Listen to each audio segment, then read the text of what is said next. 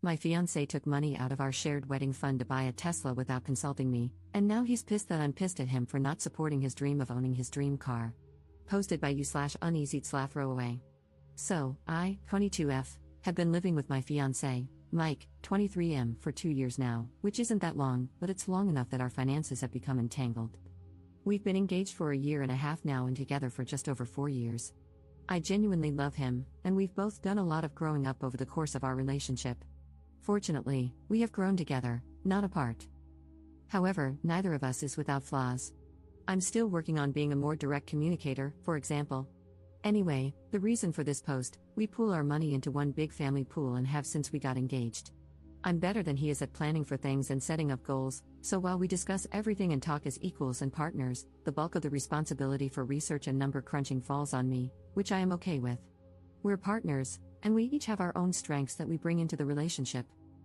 The budget is laid out as follows: emergency savings, retirement savings, future housing savings, wedding/honeymoon savings, current housing costs, includes all bills and average food costs, date fund, pet fund, health and fitness fund, transportation/auto costs, and then 2 separate funds for each of us to do with as we wish. I also ended up with a rather sizable inheritance, which he does not have access to. The inheritance is for the future, and I'm working on growing it. It's tied up in investments and not something that we're factoring into plans for our near future. When budgeting, I pretend that it doesn't even exist. I know for a fact that he burns through his fund quickly. He always buys the latest released AAA game, shells out for several MMO subscriptions, and spends the rest in in-game cash shops. I am 100% fine with this. This is not the issue here. The issue is that $1,000 recently went missing from our wedding fund. We're not planning a big wedding, and the wedding will, when all is said and done, cost around $2,000 itself. I was hoping to have another $500 for the honeymoon. By the way, because I'd rather save for a nicer house, I agreed to no engagement ring and just basic $100 wedding bands. I'm the furthest thing from a bridezilla. That's a lot of money to just go missing, especially since we're both still students working somewhat crappy student jobs. I'm actually quite proud of myself for calmly and bluntly asking what happened to that $1,000, and he informed me that he had reserved a Tesla Model 3 for himself. He could tell that I wasn't thrilled about it, and he asked if I was upset. I said, yes, but I don't want to talk about it right now. He asked if I was going to do some research, and I said, yes, and went off into my study area. Things have been a bit weird since then. He's angry with me because he doesn't feel like I'm supporting him, and he says I must not want him to have nice things, like his dream car. Now, I've already secured my first job out of college. On just my salary alone, we would be able to afford the Model 3, but I have strong feelings against living at your means right out of college.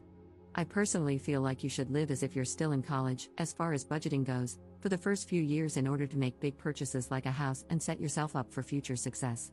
He had said that he agreed when we set up our goals together and discussed this, and I am hurt and upset that he didn't talk to me about this major purchase before going through with it. He still hasn't gotten any job offers that he's interested in. They didn't offer good enough packages. I think he feels like he needs to get a better offer than me because none of the offers were skimpy, they were on par with or slightly below mine. I feel like he's trying to spend money that we don't have, for himself, without even thinking about how it could impact everything else. That $1,000 could have been shifted from the wedding fund to the moving costs fund, for example. I strongly feel like it could have been better spent. We are both still driving our beaters, but when we relocate for my job, we can easily get rid of them thanks to the amazing public transport that will be available to us. We even talked out the plan for transportation months ago when my offer was still just tentative. Relevant comments. Commenter.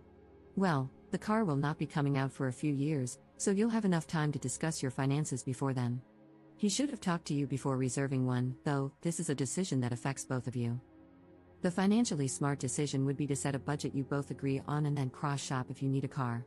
I think that coming out of college, a new car really isn't necessary, and there will be plenty of alternatives besides the Tesla hype. If he still insists on buying one, tell him to save up for it with his personal money alone. Ops response. The thing that really gets me is that, assuming my job offer pans out, we will be moving to NYC. I'm not sure where he thinks a Tesla is going to fit into that plan, the plan that he was very much on board with. This just feels like it's coming out of nowhere. Commenter. Then this guy is just a moron. Is this really what you want to deal with for the rest of your life? Ops response. He's never done anything like this before, which is what makes it so hurtful to me. We generally talk to each other about purchases over $500, even if they come from our individual allowances. It's what we've always done. This is just so out of the blue. I'm now wondering if this is just a warm-up for more things like this. I don't know. Commenter 2. First, I believe you can get the deposit back. Model 3 deposits are refundable until the car goes into production. Maybe he thought it was reasonable to put it down just to hold a place in line, then reevaluate later and get a refund if it didn't work out. But this doesn't justify how he went about it, taking the money out of the Together fund rather than his fund. He may be resentful that you want a wedding at all and feel like he's sacrificing his dream car for it. Or he might feel that he doesn't have enough control over the finances. But again, you need to talk about it to resolve this, calmly. You sound quite upset about this too, so please try to calm down and listen to his side, even if it does end up being as dumb as wanting a dream car right out of school. Op's response. I wanted to elope, but he wanted a wedding. So I said okay and planned a very frugal but still beautiful wedding for us, one that he didn't want to help with because he hates planning events. I'm upset because the person I thought was on the same page with me wasn't, and I do feel a bit betrayed, but I have listened to him. I sat there quietly the morning after when he laid out how much getting a Tesla, like all of his friends have, means to him. I still don't think it's a good enough reason to take our shared money without talking to me first, especially for a car that he will never let me use. His words, spoken while I was listening to him. Neither of us is more in control of the finances than the other, although I do more of the number crunching. When we pay bills, set goals, make purchases, etc., we talk everything through together. Commenter 3. So, he committed to a $35,000 purchase without consulting you, has no job lined up, so you might end up paying the entire $35,000, and you can't even drive it, even if you pay for it. Is this all correct? Don't walk, run. You don't deserve to be involved, for a lifetime, with a guy who doesn't seek your advice for major purchases, goes behind your back, and breaks your trust. As they say, the best predictor of future behavior is past behavior. While this isn't universally true in every case, repeated behavior and patterns are likely to continue unless a person is undergoing significant self-reflection and growth. You are a very sweet fruit for the picking, especially with the mentioned inheritance, so be very careful. Do not ignore the red flags, your reservations, and your concerns about his behavior. Update 1 day later. I don't know how many of you wanted an update, but I'm giving one because I feel like I owe it to this community. You all saved my tail and helped me wake the hell up. I read every single comment that was sent to me, and I took them to heart. I realized that my relationship with Mike is toxic and that I needed to get out of it. I graduate next month and have my dream job secured. I might be in pain right now, but it will pass, and I will build a life for myself. This all moved pretty quickly. This morning, I told Mike that I needed to talk to him, and it was important. We talked about the Tesla and why he would commit to purchasing something, knowing full well that it conflicted with our standing plans and without even talking to me like a partner. He made a comment about not wanting to have to ask permission to buy something as simple and basic as a car, and I reiterated that he doesn't need permission, but he does need to include me in large plans that impact us both. I know I sounded very rigid when it came to money in my post, but I'm really not. I'm just well organized, and I pride myself on that. There is plenty of room for spontaneity, and we both have somewhat generous pools of money to do things with, and I've never questioned any of his purchases before or wanted him to ask permission for anything. I just wanted to be included in the thought process. He told me that he was considering taking out a loan for the car, and we went through all the reasons why that was a bad idea, especially with his massive student debt. He lashed out at me because I'm apparently approaching this from an unreasonable position of privilege, that I don't have any student debt and don't understand how all debt can be good. I don't have debt because I got some great grants and scholarships, and the meager loans I did take out have already been paid off. My education wasn't handed to me, as he was implying. I became emotional during our talk, and I told him that I had to call the wedding off and that I would be moving out because this is an irreconcilable difference. I can't be with someone who doesn't share the same goals that I do, or at the very least, have respect for me as a person. He didn't seem to care and went back to his computer to play one of his games. That was several hours ago, and I've been busy sorting things out. We rent from his dad, and I was never on the lease, so I don't have a landlord to work anything out with since it was all under the table anyway. I still alerted his dad that I'm moving out, and he surprisingly wished me well and told me that he knows I'll be a success someday and he's just glad that he'll be able to say he knew me when. That hit me so hard. I'm finding that I'm more upset about losing his family than I am about losing him, at least right now. My parents are both gone, and his family stepped up majorly and made me feel like I still had a family. Anyway, untangling assets has been very easy since we maintained separate accounts. I just deposited money into his for his spending account, and we're only legitimately joined on the wedding account.